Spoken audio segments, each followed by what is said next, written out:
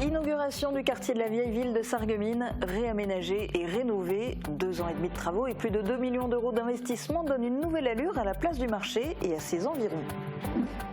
Mémoire vivante, c'est l'événement phare du Fort Cassot à Rohrbach-les-Bitches.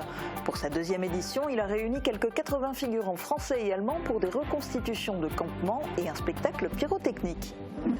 Un nouveau city-stade dans le quartier Molière à Sarreguemines.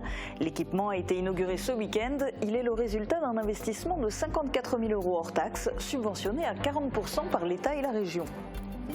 Victoire pour les anciens de l'ASF. Ils ont remporté la finale du Challenge du maire en battant l'AS Neunkirch 6-3. 8 équipes locales étaient en lice pour remporter ce trophée sarregueminois. Plus de 170 trailers ont participé au Grand 8 de la Cobar. Le parcours de 12 km formait un 8 entre Blisbruck et Blies-et-Bersin, dans la forêt et sur les routes. Pour cette 2e édition, même vainqueur que l'an passé, Cyril Hoffman. Chez les féminines, c'est Aurélie Gabriel qui a franchi la ligne d'arrivée la première. Des graines de champions croisent le fleuret au cercle d'escrime de Sarreguemines-Confluence. Virgile Imbaud et Mathis Hugo ont fait équipe au championnat de France en catégorie junior. À partir de l'an prochain, ils entrent dans la cour des grands. Bienvenue sur Mosaïque Cristal. Aujourd'hui, on s'intéresse à l'actu et aux résultats sportifs du week-end. On fera aussi un focus sur un grand défenseur de la langue francique, Hervé Atamagnouk, avec une interview long format entre nous à découvrir tout à l'heure. On commence avec l'aboutissement d'un projet de longue haleine. C'est l'un des plus gros dossiers portés par la municipalité de Sarreguemines ces dernières années, l'embellissement du quartier de la vieille ville tout autour de la place du marché. 2 millions d'euros ont été investis. Après des années de travaux, les nouveaux aménagements ont été présentés au public, élus, habitants et commerçants. Camille Henriot a assisté à l'inauguration.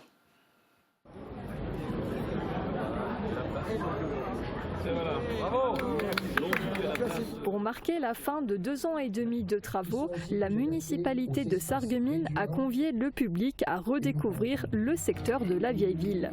Les nouveaux aménagements mis en place par la ville ont été présentés aux élus, commerçants et habitants rassemblés sur la place du marché. Elle aussi a été entièrement rénovée. Tout début des années 2020, lors de la campagne électorale municipale, la réfection de la place du marché faisait partie du programme de ma liste. Comme la reprise auparavant de la rue de la Charrue et ensuite la rue de l'église, du parvis de l'église, du passage du marché, de la rue du marché, tout ce secteur qui est présenté d'ailleurs à juste titre comme priorité dans le programme Action Cœur de Ville, auquel nous avons adhéré. Concrètement, la place du marché et ses alentours ont été repensés pour une meilleure cohabitation entre piétons, automobilistes et cyclistes. Des pavés recouvrent tout le secteur. Des emplacements pour vélos ont été installés à différents endroits, comme ici, rue de l'église. Des poteaux ont également été aménagés devant la place du marché et les rues adjacentes pour régler l'accès aux automobilistes. Ça assure une forme de jonction entre la place à destination des terrasses et du commerce de cette proximité-là avec le marché. Donc ça fonctionne très bien. Je suis venu volontairement à pied ce matin par le marché pour voir si ça fonctionnait.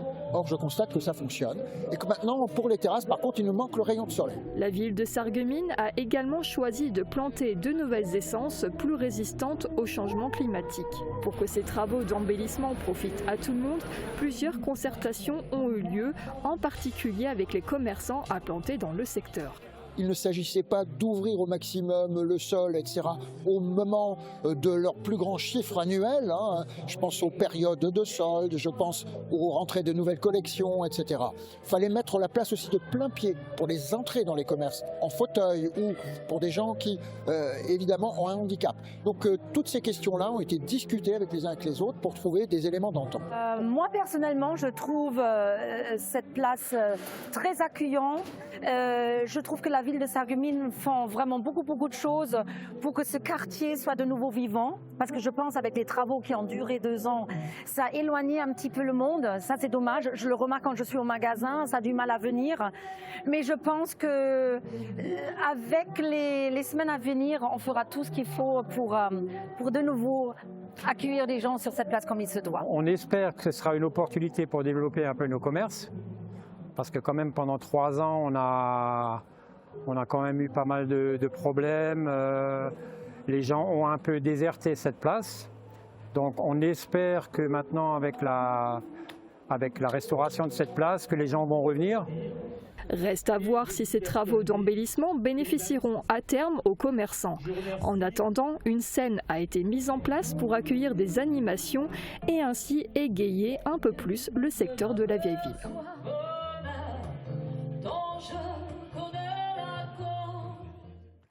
Animation d'envergure ce week-end au Fort Cassau qui accueillait son événement phare Mémoire vivante. De nombreux passionnés veulent perpétuer le devoir de mémoire, notamment concernant la Seconde Guerre mondiale. Ils étaient quelques 80 reconstitueurs à participer à l'événement. Emilia Zell y a assisté. En voyant tous ces véhicules et costumes d'époque, on se croirait presque dans les années 40.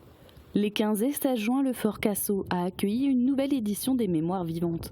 Les visiteurs ont pu découvrir un campement américain, un français et un campement allemand. L'association Fort Cassau a organisé des spectacles pyrotechniques, un spectacle intitulé À travers le temps, une exposition de divers matériels militaires et des défilés de véhicules de la Wehrmacht et de l'armée américaine. Je sais qu'aujourd'hui on va se retrouver effectivement avec une dizaine de Jeeps, la Jeep Willys qu'on connaît. On va se retrouver avec un Half-Track, on va se retrouver avec des Dodge, des GMC, des camions. Et côté allemand, on va se retrouver bien sûr avec des sidecars ou alors des véhicules de transport d'officiers qu'on appelle des Kugelwagen. L'événement a rassemblé environ 80 reconstitueurs français et allemands d'une vingtaine d'associations, dont de nombreux jeunes passionnés. Pour commencer, c'était pour la passion, parce que j'aime ça, et pour le devoir de mémoire. Alors c'est génial, déjà on se retrouve autant les Allemands, les Français et les Américains, donc en reconstitueurs même si on est français. Le mélange multiculturel c'est génial, on est dans une Union européenne où on peut partager et c'est... Alors là on ne le voit pas mais avec les Allemands le soir on se retrouve et on discute, c'est toute la force de la reconstitution. Pour certains figurants, la reconstitution au Fort Cassau était un baptême du feu. Sehr schön. Ich bin aber noch nicht allzu lange hier. Ich muss mich noch umgucken. Aber für jetzt eigentlich sehr, sehr, sehr gut. Sehr interessant, auch die Geschichte mal auch ein bisschen mitzuerleben, wie schrecklich das früher war. Ich finde es cool, dass es diese Möglichkeit gibt für Reenactor oder auch Leute, die sich dafür interessieren, also Geschichte lebendig zu machen. Le 16e BCP était également sur place pour présenter un véhicule blindé, de l'armement et de l'équipement. Jouer en toute sécurité, les jeunes du quartier Molière de Sarreguemines peuvent désormais profiter d'un tout nouveau City Stade situé rue Lamartine. Des membres du conseil municipal des jeunes et des élus de la ville étaient présents pour l'inauguration, ainsi que Thibaut Desmerlet.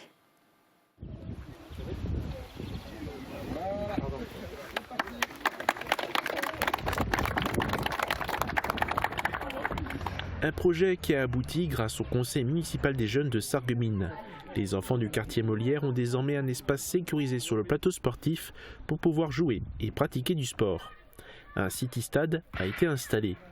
Un équipement qui a coûté 54 000 € hors taxe, subventionné à 40% par l'État et la région Grand Est.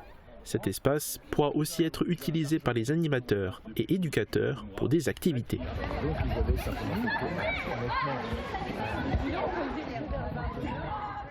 Le sport côté compétition et résultats, c'est tout de suite sur Mosaïque Cristal. Votre vie locale sportive est sponsorisée par Wellness Vouswiller.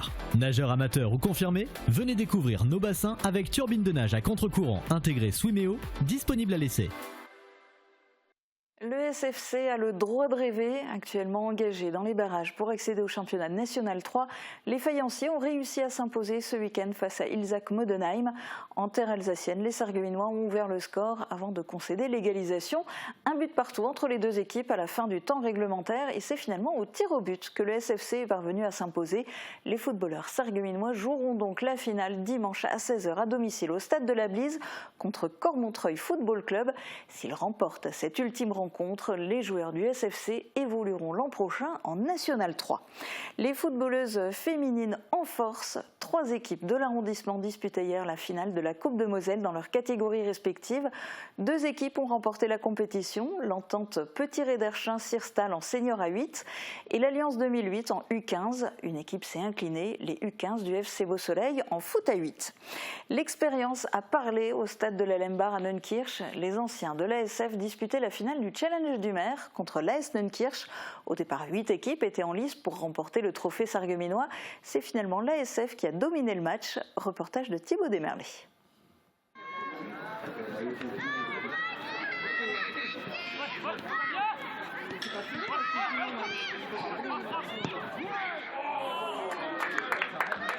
Le trophée du Challenge du Maire entre les mains des anciens de l'ASF.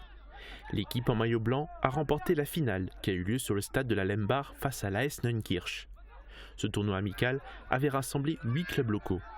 Cet événement, organisé par le Milan Club du Grand Est, a pour but de promouvoir le foot sur le territoire.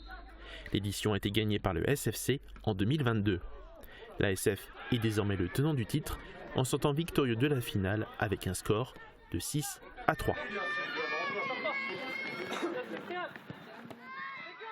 Un trail qui commence à prendre de l'ampleur. L'année dernière, Manu Freiermuth a organisé pour la première fois une nouvelle course près de Bliesbruck qui avait rassemblé 150 trailers, le Grand 8 de la Cobar. Pour la deuxième édition, le nombre de participants a augmenté. Reportage de Thibaut Desmerlet. 2, 1, c'est parti!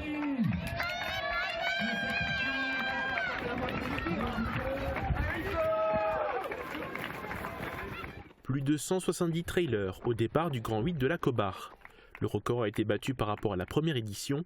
Le parcours en forme de 8 entre Bliesbruck et Blies-et-Bersin se fait de plus en plus connaître. Une bonne chose pour l'organisateur Manu Freiermuth qui a été aidé au niveau logistique par l'AS Bliesbruck. C'est positif. Le but, c'est qu'on arrive à pérenniser des gens et les fidéliser. J'attendais un petit peu d'autres coureurs encore pour espérer passer les 200. Le but, c'est pas d'arriver à 500 ou à 1000, mais de fidéliser 250-300 personnes et avec le temps, peut-être qu'on y arrivera. Voilà, on verra. Le tracé de plus de 12 km est resté le même. Les trailers ont couru sur de la route, sur des chemins en campagne, mais aussi sur des single track. Il s'agit d'un sentier étroit, enfoui en forêt ou en montagne, où il est difficile de doubler. Cyril Hoffman, qui a gagné l'année dernière, a réitéré l'exploit en terminant en 46 minutes et 53 secondes. Il a battu son record. Parcours très compliqué. Comme dit, mais tout ce que j'aime. Donc il y a tout de suite une grosse côte pour commencer. Puis on passe dans des petits singles, puis de la descente, puis des petites côtes. Mais celle-ci, elle est vraiment très très belle. Et c'est mon terrain de jeu. J'habite à côté, donc c'est mes singles à moi. Du côté féminin, c'est Aurélie Gabriel qui a terminé la course en première position en 57 minutes. C'est aussi un nouveau temps record pour elle. Franchement, super course, j'ai vraiment pris du plaisir. Je me suis dit au début j'y vais être tranquille et puis par la suite après j'y étais crescendo et à la fin à fond. Voilà. Très bonne impression par rapport à l'année dernière, j'ai préféré parce que le temps était meilleur. Donc tip top, vraiment une belle course et je reviendrai l'année prochaine. Pour Manu Freiermuth, le but est de proposer un trail en plus dans le secteur qui s'adresse aux débutants comme aux plus confirmés, en n'oubliant pas la bonne humeur. En garde, prêt, allez. Cette phrase vous dit peut-être quelque chose. Elle marque le début d'une épreuve d'escrime. Un sport pratiqué depuis 10 ans par deux jeunes escrimeurs talentueux, Mathis Hugo et Virgile Imbeau. Sous l'impulsion de leur maître d'armes Nicolas Hugo, ils ont concouru à Mâcon pour les championnats de France junior d'escrime. Camille Henriot les a filmés en plein entraînement au complexe sportif de Putelange.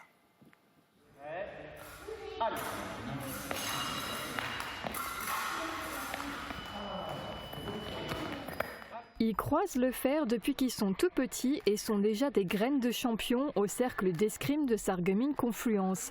À 15 ans, Mathis Hugo et Virgile Imbeau manient tous les deux le fleuret, une arme généralement utilisée pour une initiation à l'escrime. Ma famille faisait du fleuret beaucoup et du coup j'ai fait du fleuret. J'avais 5 ans et demi et le maître d'armes c'est mon père. Du coup mes deux sœurs elles ont fait l'escrime. Et j'ai commencé l'escrime quand j'étais tout petit et ça m'a plu, ouais. Et j'ai fait de la compétition. Ici, l'objectif est bien de toucher en premier le bassin, le torse ou les épaules de l'adversaire avec la pointe de l'arme. Un exercice qui requiert une très bonne stratégie, surtout entre ces deux escrimeurs. Tous les deux se connaissent depuis l'école maternelle. Ils s'entraînent ensemble depuis l'âge de 5 ans. Une complicité et familiarité qui aident à déjouer l'adversaire plus facilement. Justement, c'est Mathis qui m'a dit viens faire de l'escrime avec moi, ça va être cool. Puis après, je me suis accroché et j'ai continué avec lui. C'est toujours un peu un moment, on va dire, de rivalité. Mais c'est vraiment à ce moment-là qu'on s'entraîne le plus. C'est bien de se déplacer, mais il faut vite toucher. En garde. Prêt? Allez. Les deux fleurettistes sont allés se mesurer à des concurrents de haut niveau lors de compétitions d'escrime en Allemagne, avec de bons résultats à la clé. Mathis Hugo est arrivé deuxième lors d'un tournoi international d'escrime près de Mannheim et Virgile Imbaud a décroché une belle 5e place lors d'un tournoi qui se jouait à Stuttgart. C'est la passion pour ce sport qui leur a permis de progresser et de se surpasser. J'aime bien ça, j'en fais depuis que je suis tout petit, mais aussi c'est un sport et je me défoule bien à l'escrime. Tous les deux ont décroché leur place pour les championnats de France juniors où ils ont fait équipe, encouragés par leur maître d'armes Nicolas Hugo. Encore. Allez, allez, allez. Les deux jeunes que j'ai là en ce moment sont vraiment deux super jeunes qui font l'escrime depuis tout petit. Donc ils ont beaucoup de bagages techniques, beaucoup d'expérience et c'est ça qui fait la différence. Après ils ont besoin d'être aussi bien encadrés pendant les compétitions pour arriver à performer. Mais quand tout est en place, ça donne des super résultats et moi ça m'a fait plaisir. Je dois avouer, c'était inespéré. Je pensais qu'ils allaient se débrouiller, mais pas à ce point-là. Et ils se sont très bien battus face à la Martinique, avec un score très serré, 35-36 en faveur de l'équipe martiniquaise. Mais ce n'est que partie remise pour les jeunes champions. C'était leur dernière compétition junior ce week-end à Mâcon. Ils entreront dans la cour des grands l'année prochaine.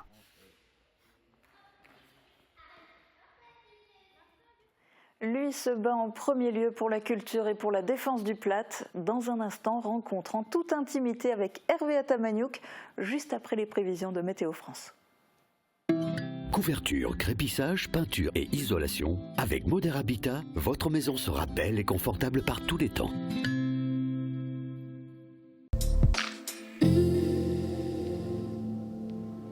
Bonjour tout le monde, demain on pourra profiter d'une journée plus ensoleillée qu'aujourd'hui avec quelques nuages en matinée mais un ciel plus dégagé dans l'après-midi. Mais en soirée on retrouvera des nuages et des orages.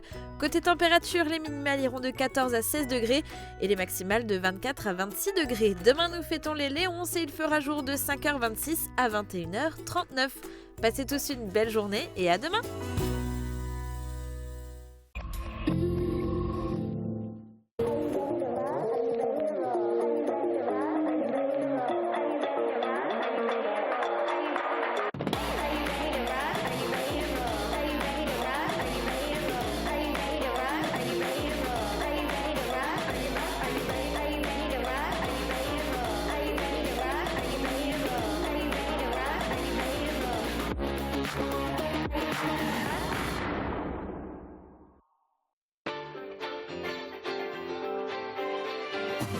Du 28 au 30 juin, vivez un week-end de fête à Sarreguemines à l'occasion du grand festival des arts de rue de la Saint-Paul. Plus d'une quinzaine de compagnies et plus de 100 artistes pour des festivités sous le signe du rire et de l'émotion. Profitez d'animations, de spectacles gratuits et d'un marché d'artisans potiers. Ne manquez pas la déambulation magique du samedi soir avec Remue-Ménage et leur robot géant à 23h. Programme complet sur saintpaul.sarreguemines.fr.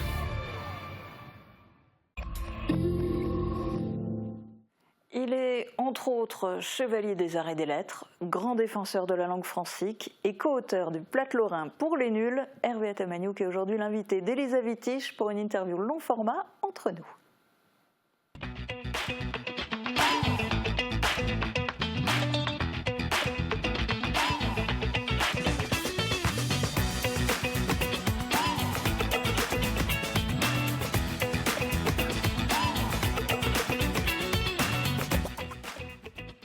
Bonjour à tous, je suis ravie de vous retrouver pour ce nouvel épisode. Nous avons un invité qui vient de Moselle-Est, aujourd'hui de Sarreguemines plus précisément. Je suis avec Hervé Atamagnouk, bonjour. Bonjour. Merci d'être avec nous. Merci de m'avoir invité. Bien installé, bien arrivé. Oui, très bien arrivé et très bien installé avec un accueil formidable.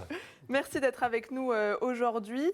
Alors on va essayer de donner en quelques lignes un petit peu les moments forts de votre carrière. Hervé Atamagnouk, vous êtes né en 61, donc vous avez 25 ans. Ah oui, à peu près, mais je ne compte plus. Non, vous avez 62 ans aujourd'hui, vous êtes né du côté de Frémin-Merlebac après des études en géographie. Vous vous dirigez davantage vers la culture puisque vous travaillez 12 ans aux côtés d'un monument En tout cas, Jean Hurstel, on a une photo qui va apparaître à l'écran juste ici. Le militant communiste et comédien. Vous restez dans le domaine de la culture puisque vous occupez le poste de directeur du réseau culturel Banlieue d'Europe à Strasbourg. Puis à partir de 2002, vous devenez le directeur des affaires culturelles de la ville de Sarreguemines, poste que vous occupez toujours aujourd'hui. En parallèle, vous vouez un intérêt certain pour les langues minorées, le platte notamment, mais pas que. On en parlera. Et vous avez sorti un livre où vous adonnez à cette passion, le platte, que vous avez intitulé « Le platte lorrain pour les nuls ». Et c'est tout cela qu'on va essayer de décortiquer dans votre parcours. Et c'est tout de suite. Reprenons un petit peu votre histoire à la racine, puisque votre histoire, comme on l'a dit, démarre dans le charbon, mais un petit peu aussi par ricochet, si je puis dire, en Ukraine. Oui, c'est vrai. Déjà, le nom interpelle, Atamaniuk. Alors, Atamaniuk, c'est souvent à Sarreguemines, ça interpelle aussi, ça interpellait quand je suis arrivé à Sarreguemines, et puis j'expliquais toujours, Atamaniuk, c'est comme Muller en couleur. Puisque finalement, c'est quoi? C'est ces noms des personnes qui sont venues de l'Est de l'Europe, de la Pologne, de la Hongrie, de la Slovénie, pour travailler en Lorraine, j'allais dire à la grande époque industrielle. Et donc mon grand-père de même est arrivé sur ce secteur géographique de la Moselle-Est. Pourquoi? Alors par des péripéties comme tous les migrants qui quittent un pays pour trouver du travail, pour pouvoir faire manger leur famille. Au fond, c'est comme ça que ça fonctionne, la migration. Et puis les Ukrainiens étaient aussi fort nombreux dans le bassin minier lorrain. Ils transbahutaient leur culture avec eux, surtout une culture musicale. Et puis j'ai des souvenirs très lointains maintenant, mais qui sont toujours teintés bien sûr de nostalgie, à la fois d'odeurs de choux farcis qui étaient fabriqués dans la quiche, dans la cuisine, dans la cité de Beren. Beren-les-Forbach. Et parce qu'il y avait là une communauté ukrainienne importante. Et puis, ça buvait de rue, il faut le dire, avec toutes les précautions d'usage, mais c'est vrai que ça buvait pas mal, surtout du schnapps, surtout de la Slivovitch, tout en chantant beaucoup et surtout en faisant énormément de musique. Donc j'ai baigné là-dedans, j'étais plutôt timide, rentré, j'étais assis sur le canapé, mais j'ai été nourri de cette musique, j'ai été nourri de ces odeurs de l'Europe centrale et orientale. Est-ce que, comme beaucoup de familles issues de l'immigration, vous avez passé vos vacances en Ukraine ou pas du tout? Pas du tout. C'est d'ailleurs peut-être un des drames de ma vie, c'est que contrairement à mes copains qui étaient slaves de Yougoslavie, par exemple, ou beaucoup de Slovénie, eux partaient en vacances, c'était même organisé. Or, chez nous, dans le cercle familial, il y avait une peur bleue, une frousse bleue du bloc soviétique. Et c'est d'ailleurs un des paradoxes, c'est-à-dire que moi, je voyais mes copains slovènes continuer à partager cette culture slovène très très fortement dans leur communauté. De même pour les Polonais, parce qu'il y avait, il y a d'autres raisons à cela. Mais pour nous, les Ukrainiens, il y a vraiment une rupture. Et je pense qu'il y a eu toujours une peur en moi d'aller vers ce qu'on appelait à l'époque le bloc soviétique, passer le rideau de fer, bien avant, bien sûr, la guerre qui est en train de se dérouler sous nos yeux. Mais à l'époque, on n'osait pas y aller. Et vous allez être surprise, mais il y a de ça 5 ans, il y a mon fils mon fils aîné, qui dit « Papa, on part en Ukraine ». Et on n'y est pas allé parce que entre le moment où la décision est prise, la guerre se déclare, et puis bien sûr, on n'a pas pu finalement prendre nos bagages et partir vers cette Ukraine, j'allais dire rêver. L'Eldorado, enfin un petit peu un territoire que vous vouliez... Territoire qu'on voulait revoir, en fait, voilà. Et à la maison, vous parliez ukrainien? Vos parents, vous parliez ukrainien? Non, pas du tout. Dans la famille, dès le grand-père, la langue s'est éteinte. Alors, pour s'intégrer, Oui, bien sûr, pour s'intégrer. D'abord, la langue de communication, c'était le platte. La langue de communication au fond de la mine, c'était le platte.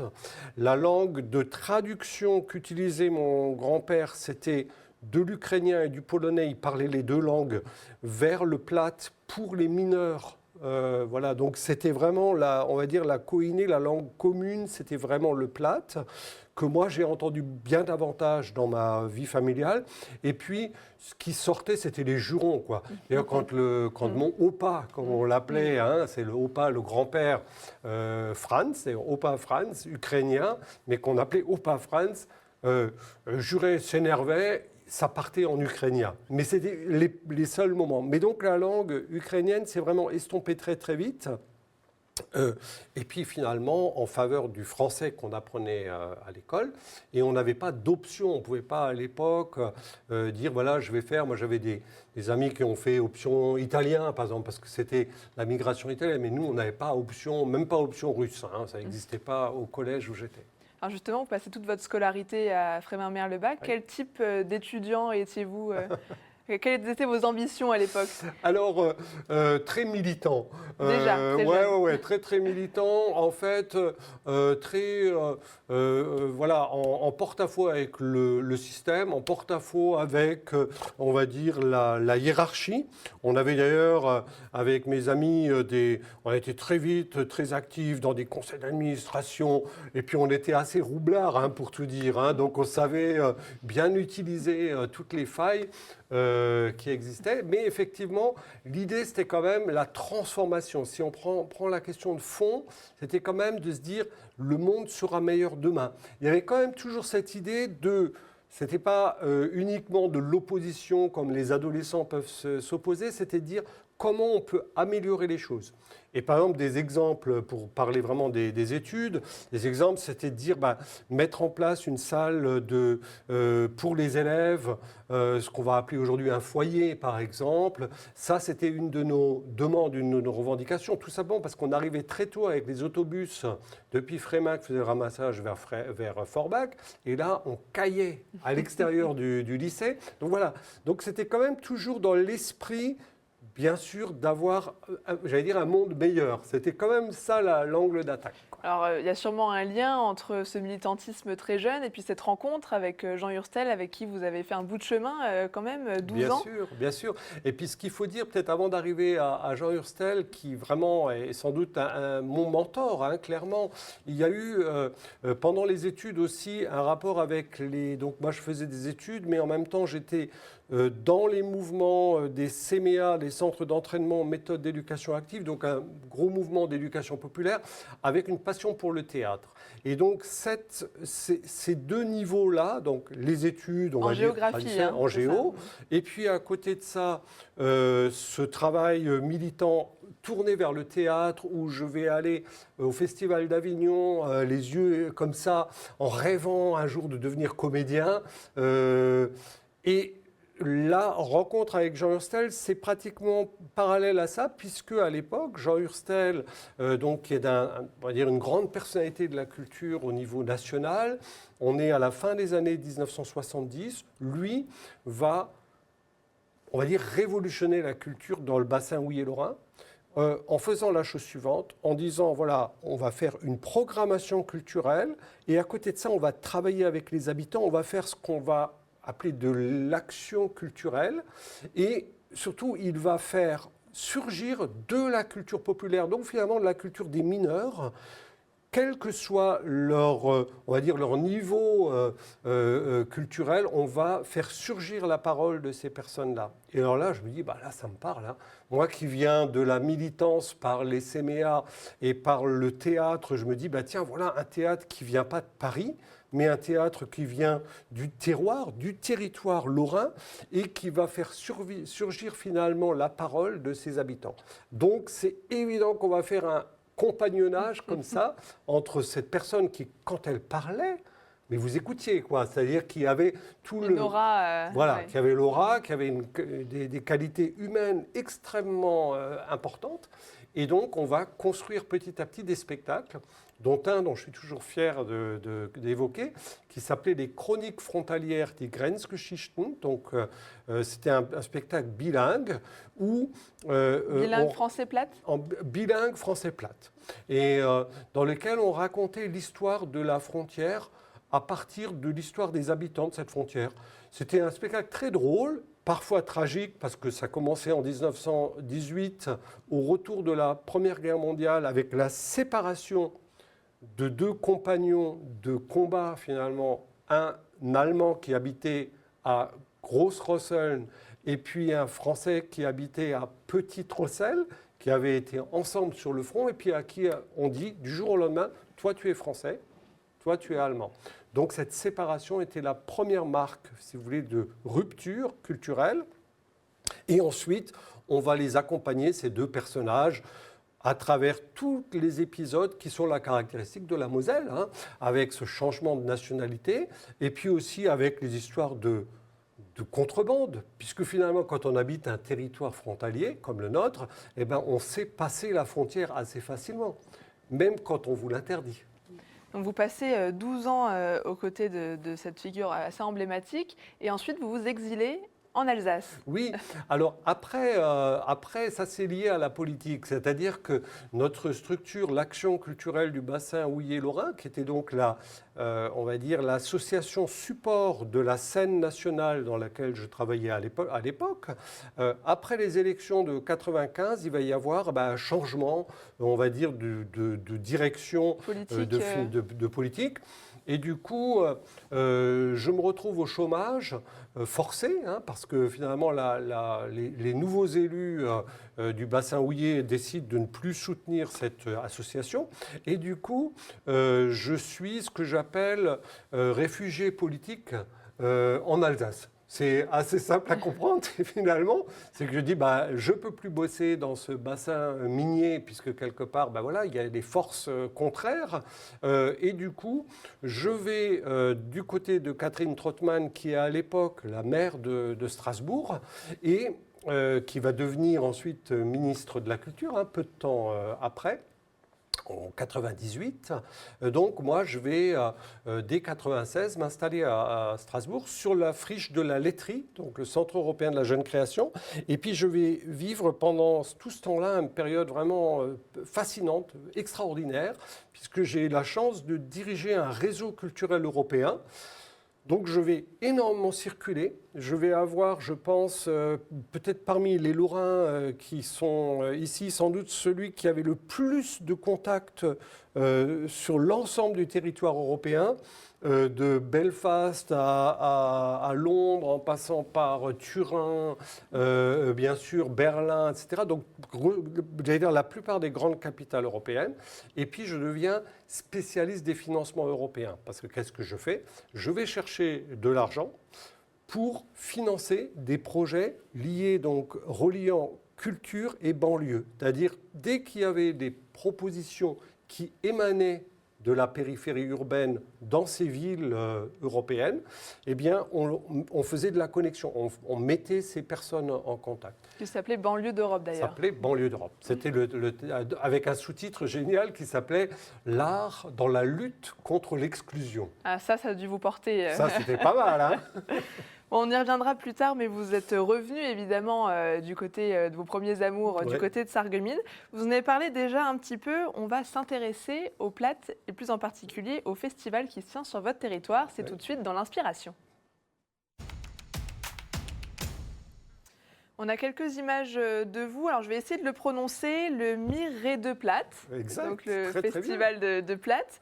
Qu'est-ce que ça représente pour vous, ce festival? Eh bien, par rapport à ce qu'on a vu tout à l'heure, on est assez proche de cet ensemble. Finalement, quand je parlais tout à l'heure de Jean Ursel, c'est redonner, on va dire, redonner fierté à la langue, quelle qu'elle soit, qu'on soit issu de l'immigration ukrainienne, qu'on soit issu de l'immigration maghrébine, qu'on soit issu de l'immigration italienne. Et souvent, ces cultures-là n'ont pas droit de citer. Hein, c'est-à-dire que finalement, j'utilise un terme anglais, mais la gentry, la bourgeoisie, a toujours imposé une forme de culture descendante. Oui. On disait, voilà, ça c'est le bon spectacle parisien, pardon, pour Paris, mais parisien, qu'il faut absolument avoir vu. C'est le questionnement de la sous-culture. Exactement. Et puis la question finalement de la démocratisation culturelle. Puisque finalement, il y a toujours eu ce rapport de force très ambigu entre ce qu'on va appeler la bonne culture il faut cultiver la population, il faut cultiver le peuple. Et on a inversé le process en disant mais non, il n'y a pas de sous-culture, il n'y a que des cultures, qu'elles soient ouvrières, qu'elles soient linguistiquement différentes. Et donc, le Platte, ça fonctionne exactement de la même manière. C'est-à-dire que le Platte, au même titre que toutes les langues minorées en France, l'occitan, le breton, le corse, a une valeur en soi. Elle a une valeur, finalement, d'abord parce qu'elle existe sur un territoire, elle est un marqueur d'identité. Et puis, ce qui est intéressant, c'est qu'est-ce qui donne à quelqu'un l'autorité de dire ce n'est pas une vraie et bonne culture. C'est ça la vraie question. Qu'est-ce qui nous donne cette autorité? Est-ce que moi, parce que j'ai fait des études supérieures, parce que je maîtrise bien la langue française, je peux dire que cette culture-là n'a pas droit de citer? Pas du tout. Donc, tout le process du festival du Platte, c'est de dire ça, et de le dire en ajoutant de la qualité, parce que c'est très important aussi, de dire, c'est pas parce que le Platte est là qu'il a une valeur, il a une valeur aussi parce que des artistes vont la modeler, vont l'accompagner, vont créer autour de cette langue des formes nouvelles, musicales, théâtrales, artistiques, quelles qu'elles soient. Et c'est ça qui donne la dynamique qui fait qu'aujourd'hui même, les Alsaciens regardent ce qui se passe à Sarreguemines avec envie. Donc par exemple, si je vous dis aller à l'opéra ou lire un manga, c'est de la culture au même titre. Absolument. C'est-à-dire, encore une fois, il ne s'agit pas de faire un bras de fer en disant l'opéra, c'est pas bien, le manga, c'est pas bien, ou chanter en Platte, c'est pas bien. Pas de hiérarchie dans la culture. Mais absolument pas hiérarchisé. Parce que quelque part, ces cultures ont tout droit de citer. C'est d'ailleurs très important avec le travail de ce qu'on appelle les droits culturels. Il faut savoir que c'est quand même quelque chose qui est novateur aujourd'hui au niveau international et en particulier au niveau européen, c'est ce qu'on appelle les droits culturels. C'est-à-dire qu'on positionne le droit culturel au même niveau que tous les droits humains. On en a parlé un petit peu, vous avez baigné dans un monde aussi musical. Et alors justement, ça fait partie intégrante de votre vie puisque vous avez dédié toute une partie de votre temps libre, si je puis dire, à la création d'un groupe qui s'appelle les Schaukelpert. Qui veut dire bien prononcé, le cheval à bascule. Le cheval à bascule. Alors vous l'avez très bien prononcé parce que souvent les gens disent ils font une faute, ils oublient le F après le P parce qu'en allemand ce serait Schaukelpferd avec un F. Sauf qu'en Platte, en francique, c'est la caractéristique du francique depuis les temps de Clovis et de Charlemagne, c'est qu'on fait sauter le F après le P. Ce qui fait que chez nous, on prononce une pomme non pas Apfel, mais Apple, comme le Apple anglais. Ah tiens, ça c'est intéressant la linguistique. La linguistique, c'est-à-dire, ah ouais, mais comment c'est possible que le Apple francique, le Apple lorrain, ressemble autant au Apple anglais? Mais après, je ne pars pas dans un cours de linguistique, c'est juste pour vous dire, vous voyez, c'est des sujets fascinants. Et donc, pour revenir à Schaukelpert, effectivement, donc on a fait sauter ce fameux F après le P, par volonté. Et puis, qu'est-ce que c'est un cheval à bascule? Un cheval à bascule, c'est nous, au fond. C'est un cheval qui est instable. C'est-à-dire, c'est un cheval qui bascule de part et d'autre de la frontière. Et puis, c'était tout notre processus, ce qui explique qu'avec mon frère Didier au violon, moi-même, donc avec des instruments un peu biscornus, et puis notre guitariste, qui s'appelle Doc Schaeffer, qui est un sarrois. On a toujours voulu intégrer un sarrois dans notre groupe pour bien montrer l'aspect trans-européen, transfrontalier de notre groupe. Je vous propose qu'on en discute juste après un court extrait. Plaisir. Oh, ich schau mal und träg ab, ich schmiere das Leben so, ich schwäse den und es ist Huss, ans Herfelle, ich mein Huss.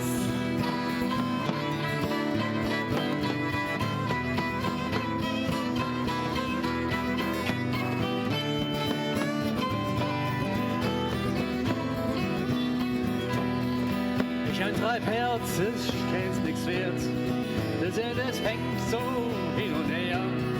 Das tut halt nur 13 im Mull, das wird jetzt blind und ist so voll. Quel est votre sentiment quand vous voyez ces images? J'adore, parce que j'ai sorti mon tambour de guerre, là, le tambour Apache, quoi. J'adore ce baudran, hein, ce tambour. Mais c'est vrai que cette chanson, elle est très belle parce que finalement, elle nous rappelle que la paysannerie, c'est une chanson sur le paysan. C'est un paysan lorrain qui se plaint de sa situation. Et c'est une chanson qui date du Moyen-Âge. Et on voit que la question de la paysannerie, elle est présente tout au long des siècles et finalement, elle gagne en actualité aussi, cette chanson, si on la regarde à ce niveau-là. On va parler un petit peu plus des missions qui vous occupent aujourd'hui. C'est tout de suite dans l'actualité. C'est en 2002 que vous revenez à Sarreguemines en tant que directeur du pôle culturel. Alors dites-nous un petit peu, si on parle des politiques, comment on redynamise culturellement une ville comme Sarreguemines? Alors d'abord, il faut faire attention à dire redynamiser, parce qu'au fond, il n'y a pas un avant, un après. Si, peut-être il y a un avant, un après. Mais c'est vrai que moi, quand j'arrive à Sarreguemines, j'ai deux objectifs. Le premier, c'est de me remettre les pieds sur le sol d'un travail concret. Vous savez, pendant 7-8 ans, j'étais dans toute l'Europe, mais j'étais plus, moi, directement ancré sur le terrain. Et j'avais un besoin vraiment viscéral de retourner sur le terrain, d'organiser des choses, moi, directement, et pas de le faire faire à d'autres. Voilà. Après, il y a un autre élément, c'était le retour, évidemment, à ce territoire que j'adore, et qui est ce territoire qui a des formidables compétences, des formidables capacités, souvent moins célébrées que d'autres, en particulier sur le plan international et sur le plan transfrontalier. Et je vais vous avouer une chose, je peux le dire maintenant. Quand je suis arrivé à Sarreguemines, j'ai dit je reste 5 ans. Dans ma tête, je me suis dit je reste 5 ans et après je vois. Et regardez, ça fait maintenant 22 ans que je suis sur ce territoire. Pourquoi? Parce qu'au fur et à mesure, j'ai découvert des services et des personnes au service des musées, au conservatoire de musique, dans les archives municipales, dans la programmation culturelle, qui avait un esprit extraordinaire, vraiment formidable, et qui était porté, j'allais dire, par cette envie, cette volonté de développer. Et à côté de ça, des élus qui ont toujours accompagné, intelligemment accompagné à leur niveau, ce qui se construisait. Donc voilà, 5 ans, ça s'est transformé en quelques années, quoi. Très rapidement, est-ce qu'il y a une manifestation que vous aimeriez mettre en exergue un petit peu qui arrive dans ces prochaines semaines, prochains mois? Oui, bien sûr. Sarreguemines a été première à organiser dès les années 90 un festival autour des arts de rue. On sait que les arts de rue, maintenant, c'est souvent quelque chose de très très important. Et donc, il y a un festival qui est vraiment emblématique de la ville. Il se déroule à la fin du mois de juin, donc on sera sur le 27-28 juin. Et de quoi s'agit-il? C'est un festival dans toute la ville et qui s'intitule la Saint-Paul. Pourquoi Saint-Paul? Parce que c'est le lien avec les patrons faïenciers. Donc on voit là aussi la possibilité à la fois de valoriser un patrimoine qui est celui des faïences de Sarreguemines, puisque pendant cette même période, donc pendant ce long week-end, il y a l'ensemble des musées, donc les 2 sites muséaux qui sont ouverts. Il y a des faïenciers, des potiers qui sont dans les rues, donc on peut en plus acquérir des faïences actuelles, modernes, et puis voir aussi des artistes exceptionnels, donc là pour le coup des artistes qui viennent gratuitement dans ce centre-ville et présentent leur spectacle. Donc j'allais dire, ça c'est un rendez-vous incontournable. Merci beaucoup d'avoir été avec nous aujourd'hui.